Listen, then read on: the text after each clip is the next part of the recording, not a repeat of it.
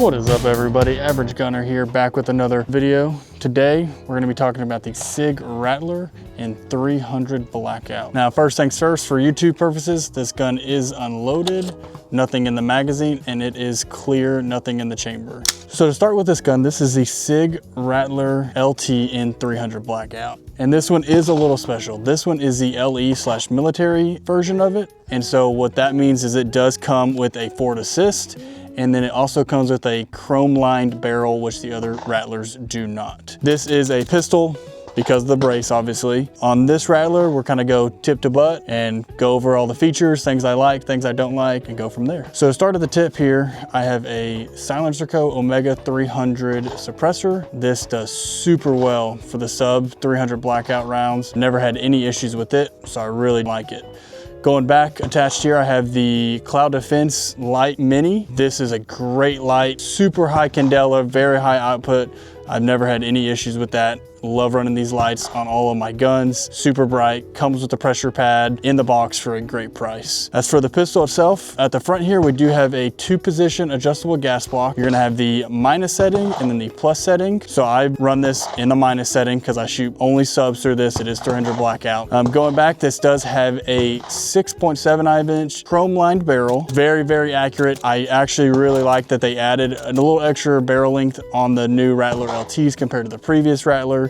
That way you can get a little more velocity out of the round, and yet you're still in a very compact package. Going back to the handguard here, you do have M-LOK slots all around the handguard, giving you plenty of options to mount accessories such as lights. Going back a little further, we do have featured a ambi bolt release and bolt catch, which I personally really am a fan of.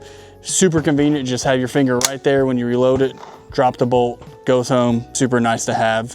And then on the other side, you do have a nice oversized paddle and mag release as well. For the mag well, it is a kind of small flared mag well, but still don't have any issues on reloads, inserting the mag, nothing like that. Really, nothing complaining about that. It's an average mag well. Going back a little further, like I said, what makes this gun special is that it does have a forward assist. All the other normal Sig Rattler LTs do not have a forward assist. Me personally, I'd rather have it and not need it than need it and not have it. It doesn't really add any weight. It's not in the way for me, so I am glad this gun does have it just in case. It does have full ambi safeties, and then for the trigger, this is a factory Sig trigger. It does feature kind of a flat style trigger. There is a slight curve to it. I personally like this trigger a lot. Having that little bow to it really lets your finger just sit in there nice and easy. And then another thing about this Rattler that makes it different compared to the other Rattler LTs is the actual grip. This is the factory Sig grip that comes on this pistol. All the other ones come with a little short stubby one, which is just horrible. This one, you can actually get a nice solid grip on the gun and actually get a good purchase when you're shooting the pistol. You don't have any issues with this grip. Like I said, the other grip, it's really short, cut off, very awkward to hold in the hand. This one, no issues. Going back a little bit further on the pistol, it does feature the Sig factory folding pistol brace. This is not the best brace on the market for sure. It wobbles, it's not very sturdy in your shoulder when you're trying to get on the gun. It's just not the best at all. And I wish they'd come out with a little bit better brace, but it is what it is. I'll definitely be looking to swap this for something else later in the future, but that is something to keep in mind of getting the pistol version. Nice thing about it though, it does fold nice and flush with the pistol, which I do really like. Deploy super easy, never had any issues with that. So that is the plus side about this brace. For the charging handle, it does feature the Sig ambidextrous charging handle. This charging handle's okay. It's pretty oversized on either side. It just seems a little flimsy for what it is. I wish it was a little sturdier, but not the end of the world. Gets the job done, no problem. Lastly, on this pistol, it does come with the Sig premium flip-up sights, which is part of the LE/military package. These are super nice and tactile flip-up sights. I really do like them. Super accurate, just something as a nice backup to have in case the optic ever fails. For the optic, I have a Trijicon MRO. Love these, nice big window, clear picture, crystal clear dot. Never had any issues. Okay, so let's go ahead and get into the shooting portion of the video. To start, we're just gonna warm up with some low readies. As you can see, I got my eyes and ears on for protection, so make sure you always wear that before you hit out on the range. Just to recap, we're shooting the Sig Rattler LT in 300 Blackout. I do have the silencerco Omega 300 on here, and we're gonna be shooting just subs today. I mean, it's 300 Blackout. Why would you wanna shoot anything else? So let's go ahead and get started with some low readies, kind of get warmed up.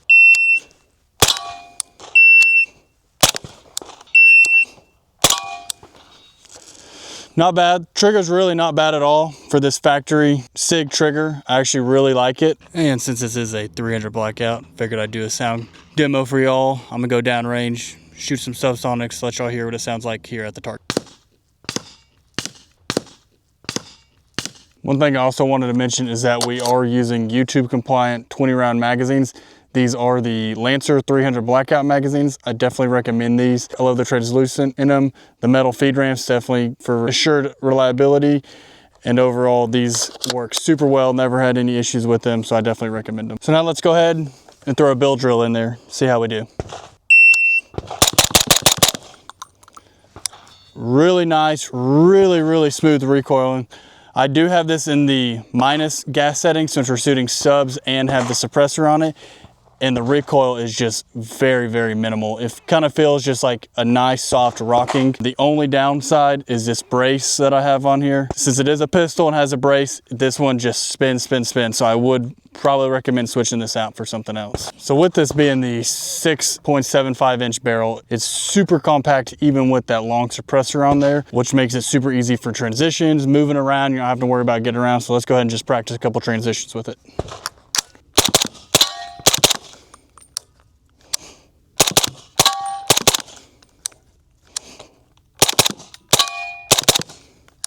And just super easy, pretty much just point and shoot. And like I said, with that suppressor on the lower gas setting, there is just hardly any recoil, letting you just go from one target to the other, not having to refine your dot in that window.